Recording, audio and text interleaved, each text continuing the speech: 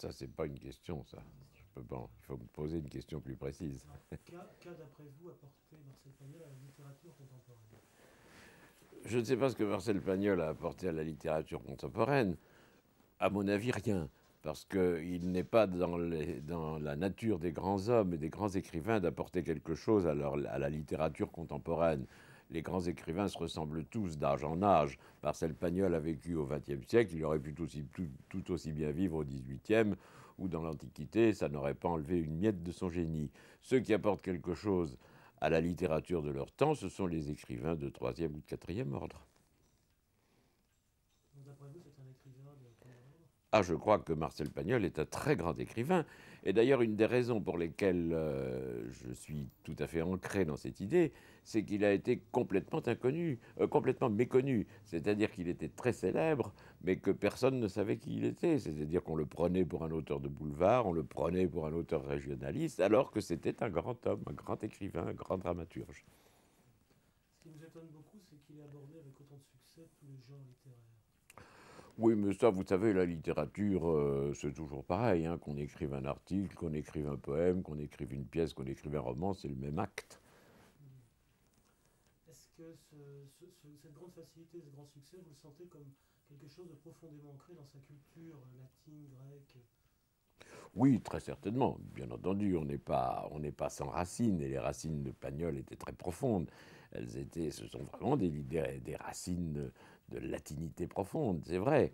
Mais enfin, il les a. Enfin, comment est-ce que je pourrais vous dire ça sans tomber dans le pathos professoral?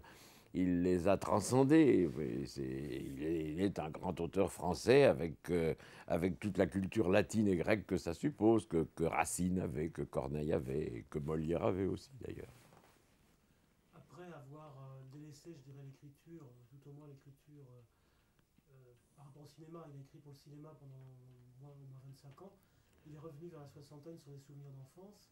Et ça a Oui, été un boom de succès, vous bah savez. c'était épatant. Bah, tout ce qu'il faisait, il le réussissait. Il faut bien dire les choses comme elles sont. Marcel était un homme de génie. Alors quand il abordait le genre souvenir, eh ben, ce qu'il faisait, c'était un chef-d'œuvre. De même qu'il avait fait un chef-d'œuvre quand il abordait le genre théâtre.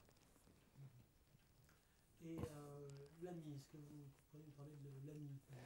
Ah, bah c'était encore un de ses côtés épatants à Marcel. C'est que très souvent, les gens de talent sont pas très agréables à fréquenter, n'est-ce pas? Comme si leur talent était une espèce de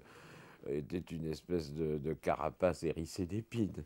Eh ben lui, c'était le contraire. Il était extrêmement gentil. Et alors, il avait ce côté qui, moi, me touchait particulièrement, qu'on pourrait exprimer d'une façon un peu populaire. Il disait comme vous, c'est-à-dire qu'on pouvait lui raconter tout ce qui vous passait par la tête, lui faire part de projets plus ou moins idiots qu'on avait. Eh ben, il était d'accord et il vous encourageait, se disant probablement avec sa grande sagesse qu'on s'apercevrait soi-même assez rapidement que c'était irréalisable. Mais ça faisait un caractère charmant et très très agréable. Moi j'aimais beaucoup Marcel et vous savez, ces choses-là ne sont pas à sens unique. Si j'aimais beaucoup Marcel, je crois il m'aimait bien un peu lui aussi. Beaucoup de gens qui nous ont parlé de lui nous ont dit qu'il avait une grande pudeur et qu'il parlait assez rarement de ce qu'il écrivait. Est-ce que... Oui, il parlait en effet très peu de ce qu'il écrivait. Il était comme tous les écrivains, il parlait de ce qu'il n'écrivait pas, de ce qui n'arrive. Il parlait aussi des choses annexes. Par exemple, il parlait du théorème de Fermat énormément, comme si le théorème de Fermat était la chose qui lui aurait assuré l'immortalité. Oui, il était comme ça, bien sûr. Mais moi, je me souviens de divers séjours dans son bureau que j'ai fait comme ça. Il y avait un ménate. Et de temps en temps, le ménate s'écriait «Bravo Marcel!»